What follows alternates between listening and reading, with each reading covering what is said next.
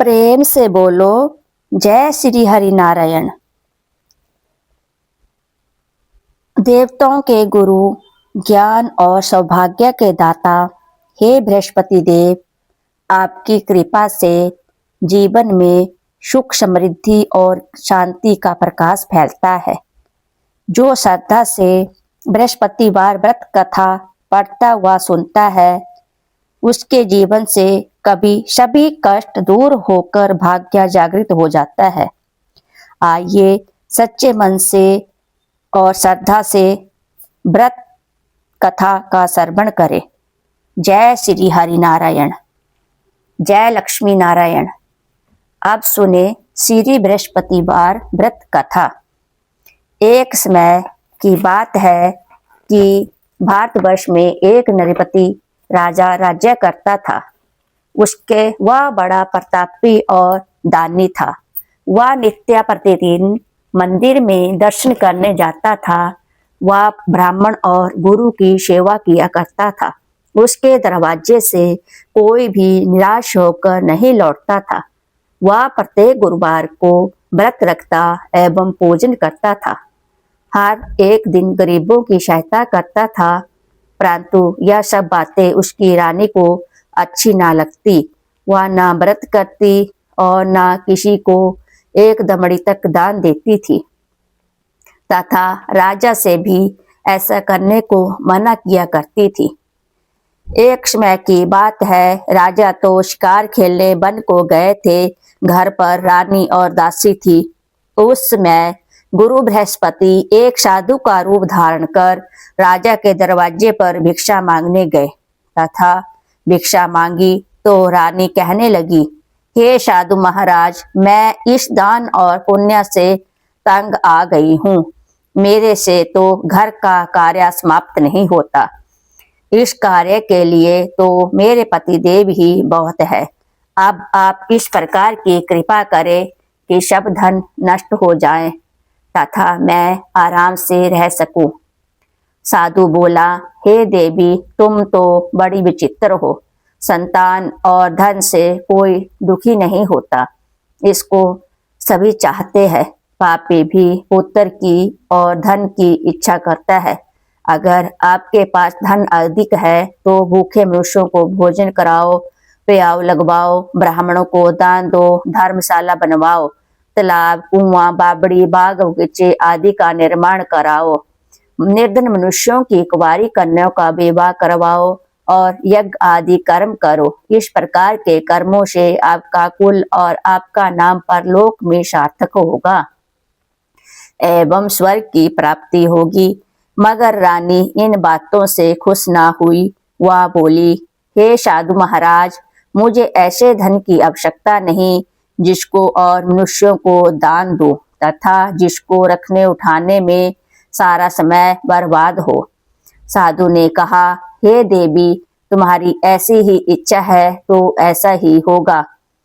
मैं तुम्हें बताता हूँ, वैसा करना। बृहस्पतिवार के दिन घर को गोबर से लिपना, अपने केशों को धोना, केशों को धोते समय स्नान भी करना, राजा से कहना कि वह हजामत करवाएं, भोजन में मांस मंदरा खाना, कपड़ा धोबी के यहाँ धुलने डालना।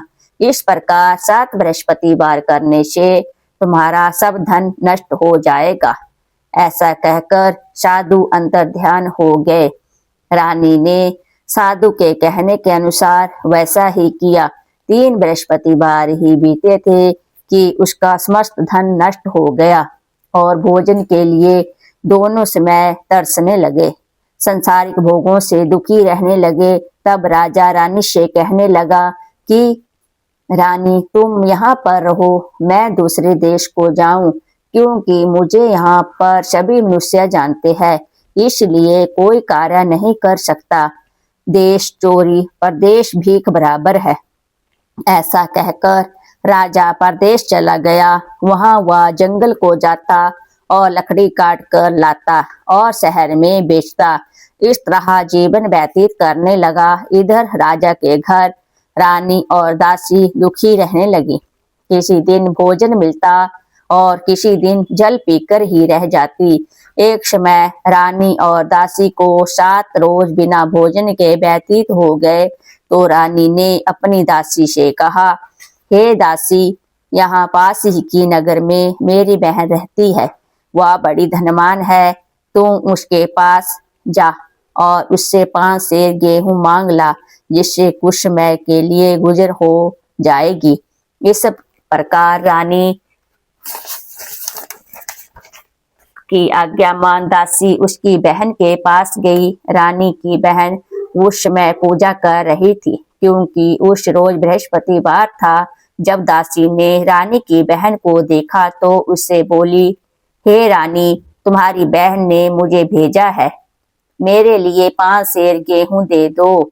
इस प्रकार दासी ने अनेक बार कहा, परंतु रानी ने कुछ उत्तर न दिया, क्योंकि उस समय बृहस्पतिवार की कथा सुन रही थी। इस प्रकार जब बांदी को किसी प्रकार उत्तर नहीं मिला तो वह बहुत दुखी हुई एवं क्रोध भी आया और लौटकर अपने गांव रानी के पास आकर बोली, हे दासी, तुम्हारी बहन तो बहुत ही अभिमानी है। वह छोटे मनुष्यों से बात भी नहीं करती, इसलिए मैंने उससे कहा सो उसने कोई उत्तर नहीं दिया। मैं वापस चली आई। रानी बोली, हे दासी, उसमें उसका कोई दोष नहीं है। जब बुरे दिन आते हैं तब कोई सहारा नहीं देता। अच्छे बुरे का पता आपत्ति में ही लगता है। जो ईश्वर की इच्छा होगी वही होगा। यह सब हमारे भाग्य का दोष है। इधर उस रानी ने देखा कि मेरी बहन की दासी आई थी, परंतु मैं उससे नहीं बोली। इससे वह बहुत दुखी हुई होगी। यह सोच कथा को सुन और विष्णु भगवान का पूजन समाप्त कर रानी बहन के घर चल दी और जाकर अपनी बहन से कहने लगी कि हे बहन, मैं बृहस्पतिवार का व्रत कर रही थी। तुम्हारी दासी गई, परंतु जब तक कथा होती है तब तक लोग ना उठते हैं और ना बोलते हैं, इसलिए मैं ना बोली। कहो दासी क्यों गई थी? रानी बोली, बहन, हमारे अनाज नहीं था। वैसे तुमसे कोई बात छिपी नहीं है, इस कारण मैंने दासी को तुम्हारे 5 सेर गेहूं लेने के लिए भेजा था। रानी बोली, बहन देखो, बृहस्पति भगवान सब मनोकामनाएं पूर्ण करते हैं। देखो, शायद तुम्हारे घर में अनाज रखा हो। इस प्रकार जब रानी ने सुना तो घर के अंदर गई और वहां उसे गेहूं का घड़ा मिल गया। तब तो उस रानी और बांदी को बहुत खुशी हुई और दासी से कहने लगी, हे दासी, देखो, वैसे हमको अन्न नहीं मिलता तो हम रोज ही व्रत करते हैं। अगर इनसे व्रत की विधि और कथा भी पूछ ली जावे तो हम भी किया करेंगे।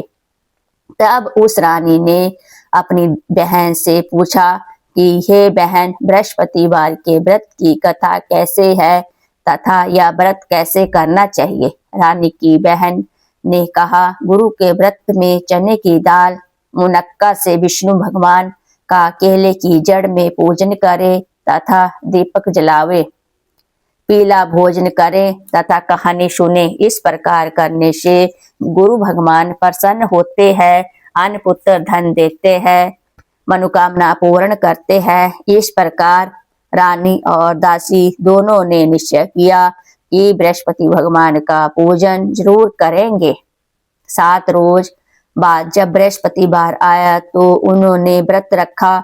गुड़साल में जाकर चना गुड़ बीन लाई और उसकी दाल से केले की जड़ का तथा विष्णु भगवान का पूजन किया।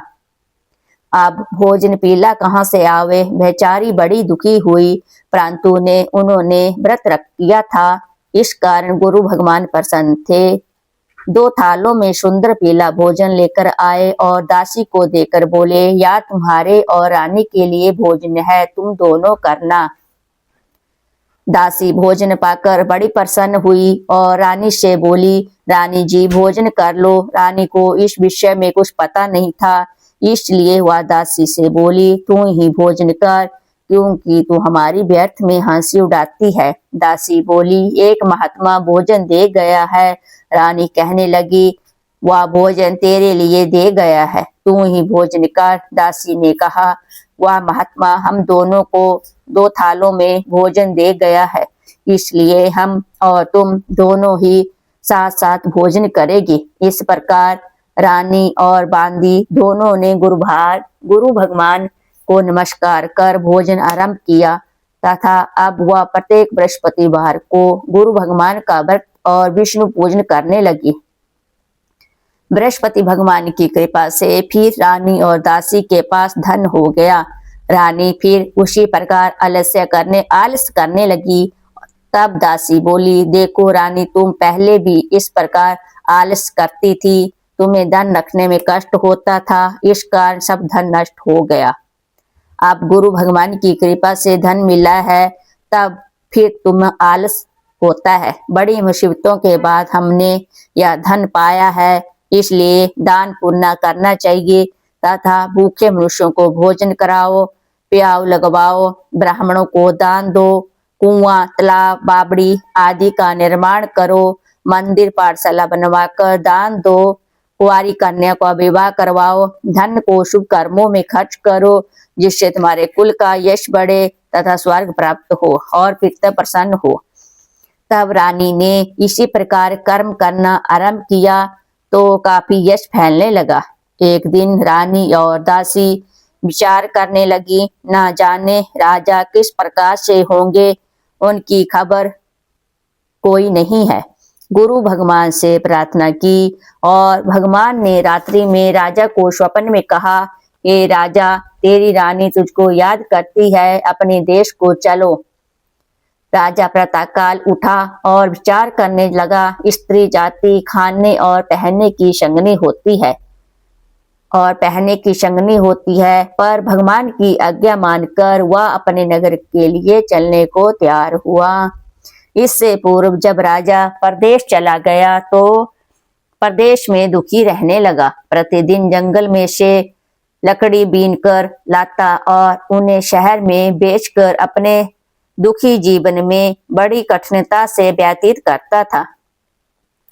एक दिन राजा दुखी हो अपनी बातों को याद करके रोने लगा। तब उस जंगल में से बृहस्पति एक साधु का रूप धारण कर राजा के दरवाजे पर भिक्षा मांगने राजा के पास आकर बोले, हे लकड़हारे, तुम इस सुनसान जंगल में किस चिंता में बैठे हो, मुझको बताओ। या सुन राजा के नेत्रों में जल भर आया और साधु की वंदना कर बोला, हे भगवान, आप सब कुछ जानने वाले हो। इतना कह साधु को अपनी संपूर्ण कहानी बतला दी। महात्मा दयालु होते हैं, उससे बोले, हे राजा, तुम्हारी स्त्री ने बृहस्पति देव का अपराध किया था, जिस कारण तुम्हारी यह दशा हुई है।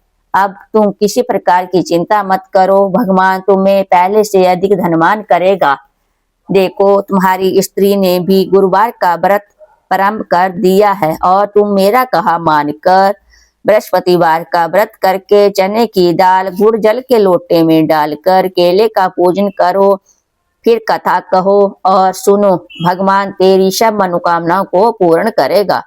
साधु को प्रसन्न देख राजा बोला, हे प्रभु, मुझे लकड़ी बेचकर इतना पैसा नहीं मिलता जिससे भोजन करने के उपरांत कुछ बचा सकूं।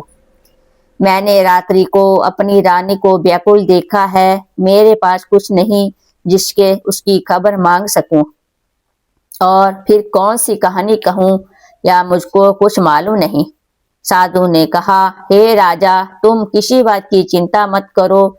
बृहस्पतिवार के दिन तुम रोजाना की तरह लकड़ियां लेकर शहर को जाओ, तुमको रोज से दुगना धन प्राप्त होगा, जिससे तुम भली भांति भोजन कर लोगे तथा बृहस्पति पूजा का सामान भी आ जाएगा। बृहस्पति की कहानी निम्न प्रकार से है। प्राचीन काल में एक ब्राह्मण था, वह बहुत निर्धन था, उसके कोई संतान नहीं थी। उसकी स्त्री बहुत मान्यता के साथ रहती थी। वह ना स्नान करती, किसी देवता का पूजन ना करती, प्रातः काल उठते ही सर्वप्रथम भोजन करती, बाद में कोई अन्य कार्य करती। इससे ब्राह्मण देवता बड़े दुखी थे। बेचारे बहुत कुछ कहते थे, किंतु उसका कोई परिणाम ना निकला। भगवान की कृपा से ब्राह्मण की स्त्री के कन्या रूपी रत्न पैदा हुआ। वह कन्या अपने पिता के घर में बड़ी होने लगी। वह बालिका प्रातः स्नान करके विष्णु भगवान का जाप करने लगी। बृहस्पतिवार को व्रत करने लगी। अपने पूजा पाठ को समाप्त करके स्कूल को जाती तो अपनी मुट्ठी में जौ भरकर ले जाती। पाठशाला जाने के मार्ग में डालती जाती, तब ये जौ स्वर्ण के हो जाते। लौटते समय उनको बीन कर घर ले आती थी। एक दिन वह बालिका सूप में उन सोने के जौ को फटक कर साफ कर रही थी। उसकी पिता ने देख लिया और कहा, हे बेटी, सोने के जौ को फटकने के लिए सोने का सूप होना चाहिए। दूसरे दिन गुरुवार था। इस कन्या के ने व्रत रखा और बृहस्पतिवार से प्रार्थना करके कहा, हे प्रभु, यदि मैंने आपकी कृपा पूजा सच्चे मन से की हो तो मेरे लिए सोने का सूप दे दो। बृहस्पति देव ने उसकी प्रार्थना स्वीकार कर ली। रोजाना की तरह कन्या जौ फैलाती हुई जाने लगी। जब लौटकर जौ बीन रही थी तो बृहस्पति देव की कृपा से सोने का सूप मिला। उसे वह घर ले गई और उससे जौ साफ करने लगी, परंतु उसकी माँ का वही ढंग रहा। एक दिन की बात है, वह कन्या सोने के सूप में जौ साफ कर रही थी। उस समय उस शहर का राजपुत्र वहां होकर निकला। इस कन्या के रूप और कार्य को देखकर मोहित हो गया तथा अपने घर आकर भोजन तथा जल त्याग कर उदास होकर लेट गया। राजा को इस बात का पता लगा तो अपने प्रधानमंत्रियों के साथ उसके पास गए और बोले, हे बेटा, तुम्हें किस बात का कष्ट है? किसी ने अपमान किया है अथवा कोई और कारण हो सो कहो, मैं वही कार्य करूंगा जिससे तुम्हें प्रसन्नता हो। राजकुमार ने अपने पिता की बातें सुनी तो वह बोला, मुझे आपकी कृपा से किसी बात का दुख नहीं है। किसी ने मेरा अपमान नहीं किया है, परंतु मैं उस लड़की के साथ विवाह करना चाहता हूँ जो सोने के सूप में जौ साफ कर रही थी। यह सुन राजा आश्चर्य में पड़ा और बोला, हे बेटा, इस तरह की कन्या का पता तुम ही लगाओ, मैं उसके साथ तेरा विवाह अवश्य ही करवा दूंगा। राजकुमार ने उस लड़की के घर का पता बतलाया। सब मंत्री उस लड़की के घर गए और ब्राह्मण देवता को सभी हाल बतलाया। ब्राह्मण देवता राजकुमार के साथ अपनी कन्या का विवाह करने के लिए तैयार हो गया तथा विधि विधान के अनुसार ब्राह्मण की कन्या का विवाह राजकुमार के साथ संपन्न हो गया। कन्या के घर से ही जाते ही पहले की भांति उस ब्राह्मण देवता के घर में गरीबी का निवास हो गया। अब भोजन के लिए अन्न बड़ी मुश्किल से मिलता था। एक दिन दुखी होकर ब्राह्मण देवता अपने पुत्री के पास गए। बेटी ने पिता की दुखी अवस्था को देखा और अपनी माँ का हाल पूछा। तब ब्राह्मण ने सभी हाल कहा। कन्या ने बहुत सा धन देकर अपने पिता को विदा कर दिया। इस तरह ब्राह्मण का कुछ समय सुखपूर्वक व्यतीत हुआ। कुछ दिन बाद फिर वही हाल हो गया। ब्राह्मण फिर अपनी कन्या के यहाँ गया और सारा हाल कहा तो लड़की बोली, हे पिताजी, आप माताजी को यहाँ लिवा लाओ, मैं उसे विधि विधा दूंगी जिससे गरीबी दूर हो जाए। वह ब्राह्मण देवता अपने स्त्री को साथ लेकर पहुंचा तो वह कन्या अपनी माँ को समझाने लगी, माँ, तुम प्रातःकाल उठकर स्नान आदि करके विष्णु भगवान का पूजन करो तो तब दरिद्रता दूर हो जाएगी। परंतु उसकी माँ ने एक भी बात नहीं मानी और प्रातःकाल उठकर अपने पुत्री के बच्चों का जूठन खा लिया। एक रात उसकी पुत्री को बहुत गुस्सा आया और एक रात कोठरी से सभी सामान निकाल दिया और अपनी माँ को उसमें बंद कर दिया। प्रातःकाल उसमें से निकाला तो स्नान आदि करा के पाठ कराया तो उसकी माँ की बुद्धि ठीक हो गई और प्रत्येक बृहस्पतिवार को व्रत रखने लगी।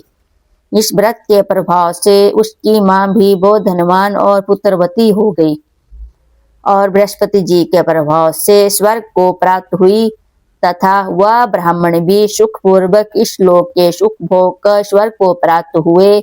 इसी तरह कहानी कहकर साधु देवता वहां से लोप हो गए। धीरे धीरे समय व्यतीत होने पर बृहस्पतिवार का दिन आया। राजा जंगल से लकड़ी काटकर शहर में बेचने गया। उसे उस दिन और दिन से अधिक पैसा मिला। राजा ने चना गुड़ लाकर गुरुवार का व्रत किया। उस दिन से उसके सभी क्लेश दूर हुए। परंतु जब दोबारा गुरुवार का दिन आया तो बृहस्पतिवार का व्रत भूल गया। इस कारण बृहस्पति भगवान नाराज हो गए। उस दिन उस नगर के राजा ने विशाल यज्ञ का आयोजन किया था और शहर में यह घोषणा करा दी कि कोई भी मनुष्य अपने घर भोजन ना बनावे ना आग जलावे। समस्त जनता मेरे यहाँ भोजन करने आवे। इस आज्ञा को जो ना मानेगा उसके लिए फांसी की सजा दी जाएगी।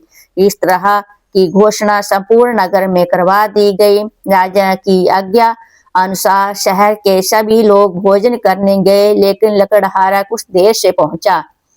इसलिए राजा उसको अपने साथ घर ले गए और ले जाकर भोजन करा रहे थे तो रानी की दृष्टि उस खूंटी पर पड़ी जिस पर उसका हार लटका हुआ था। वह वहां पर दिखाई ना दिया। रानी ने निश्चय किया कि मेरा हार इसी मनुष्य ने चुरा लिया है। उसी समय सैनिकों को बुलाकर उसको जेल खाने में डलवा दिया। वह राजा जेल में पड़ गया और बहुत दुखी होकर विचार करने लगा कि ना जाने राजा कौन से पूर्व जन्म के कर्म से मुझे यह दुख प्राप्त हुआ है। उसी साधु को याद करने लगा जो जंगल में मिला था। उसी समय तत्काल बृहस्पति देव साधु के रूप में प्रकट हुए और राजा को देखकर कहने लगे, मूर्ख, तूने बृहस्पति देवता की कथा नहीं की, इस कारण तुझे यह दुख प्राप्त हुआ है। अब चिंता मत कर। बृहस्पतिवार के दिन जेल खाने के दरवाजे पर 4 पैसे पड़े मिलेंगे। उनसे तुम बृहस्पति देव की पूजा करना, तेरे सभी कष्ट दूर हो जाएंगे। बृहस्पतिवार के रोज उसे 4 पैसे मिले। राजा ने कथा कही। रात्रि को बृहस्पति देव ने उस नगर के राजा को स्वप्न में कहा, हे राजा, तुमने जिस आदमी को जेल खाने में दिया है वह निर्दोष है, वह राजा है, उसे छोड़ देना। रानी का हार उसी खूंटी पर लटक रहा है। अगर तू ऐसा नहीं करेगा तो मैं तेरे राज्य को नष्ट कर दूंगा। इस तरह वह रात्रि के स्वप्न को याद कर प्रातःकाल उठा और खूंटी पर हार टंगा देकर लकड़हारे को बुलाकर क्षमा मांगी तो राजा को योग्य सुंदर वस्त्र भूषण देकर विदा किया तथा गुरुवार की आज्ञा अनुसार राजा अपने नगर को चल दिया। राजा जब नगर के निकट पहुंचा तो उसे बड़ा ही आश्चर्य हुआ। वहां पहले से अधिक बाग, तालाब, कुएं, बहुत सी धर्मशाला आदि बन गए थे। राजा ने पूछा कि यह किसका बाग है? तब नगर के सब लोग कहने लगे, या वह सब रानी और बांदी का बनाया हुआ है। तो राजा को आश्चर्य हुआ, गुस्सा भी आया।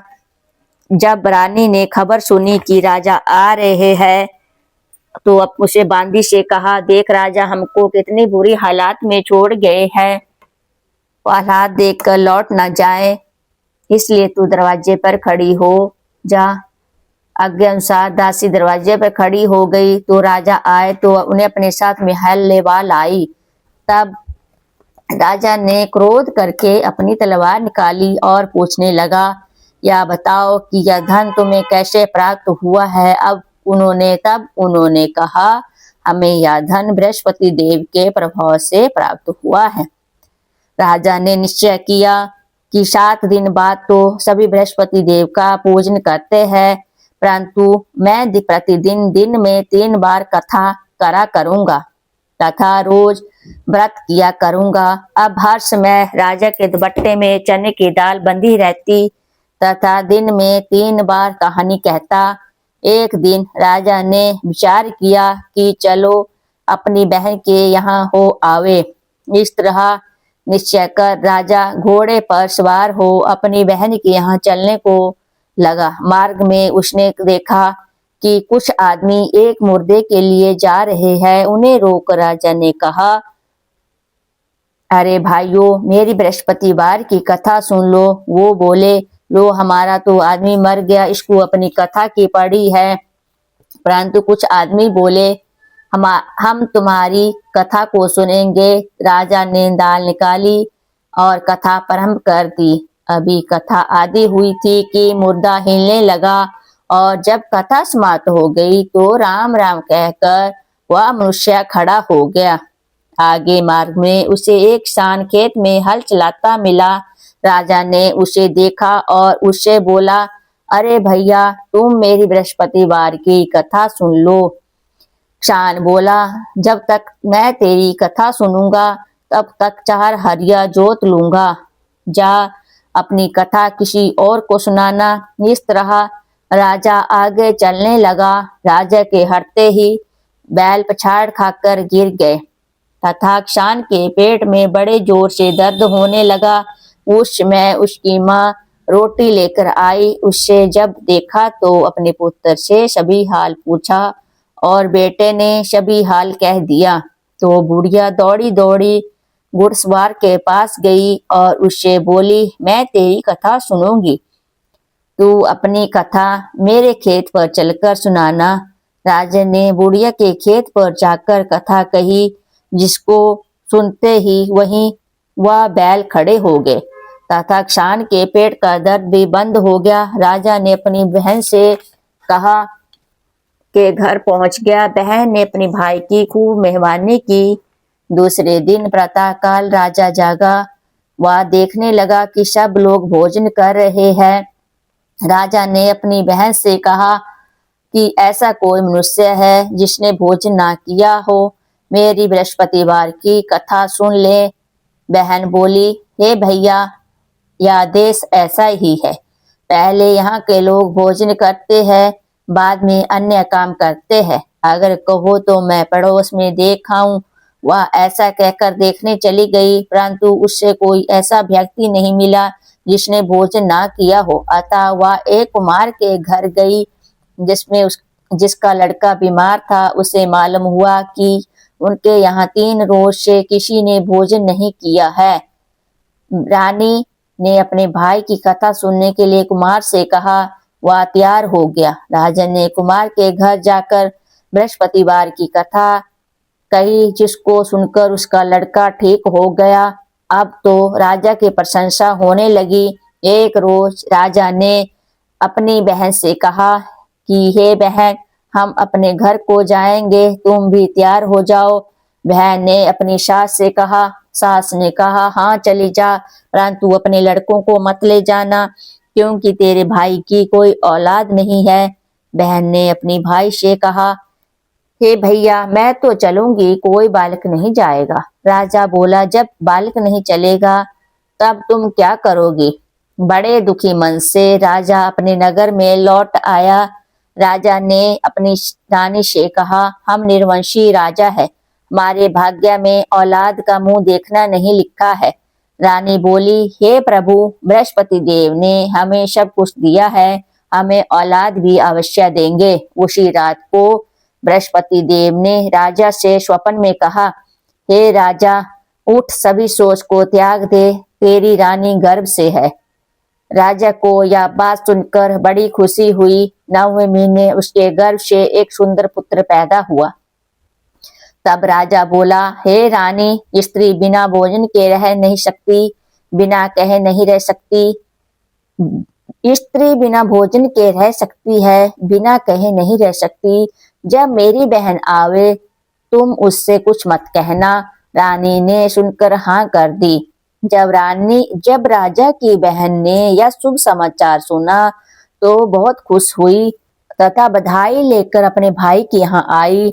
तभी रानी ने कहा, घोड़ा चढ़कर नहीं आई, गधा चढ़ी आई। राजा की बहन बोली, भाभी, मैं इस प्रकार ना कहती तो तुम्हें औलाद कैसे मिलती?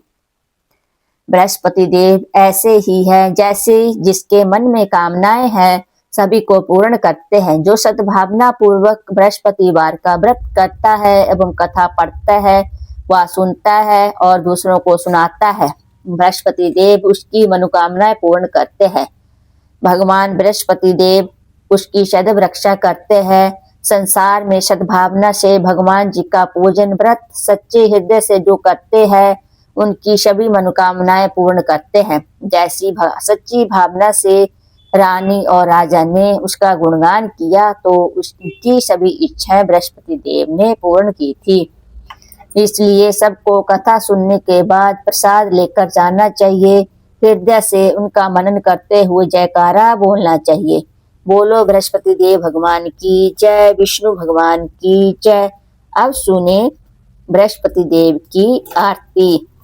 ओम जय बृहस्पति देवा, स्वामी जय बृहस्पति देवा।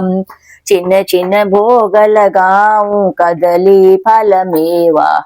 तुम पूर्ण परमात्मा, तुम अंतर्यामी। जगत पिता जगदीश्वर, तुम सबके स्वामी।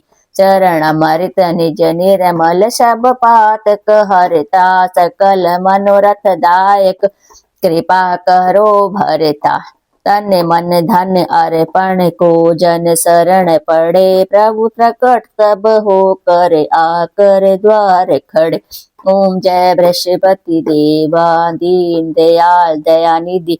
भगतन हितकारी, स्वामी भगतन हितकारी। पाप दो सब हरता, बब बंधन हारी। ओम जय बृहस्पति देवा, सकल मनोरथ दायक। सब संस्या तारी, स्वामी सब संस्या तारी। विषय विकार मिटाओ, संतन सुखकारी। ओम जय बृहस्पति देवा, जो कोई आरती दे प्रेम सहित गावे। स्वामी जो कोई प्रेम सहित गावे, जेठानंद बंद सो निश्चय पावे। ओम जय बृहस्पति देवा।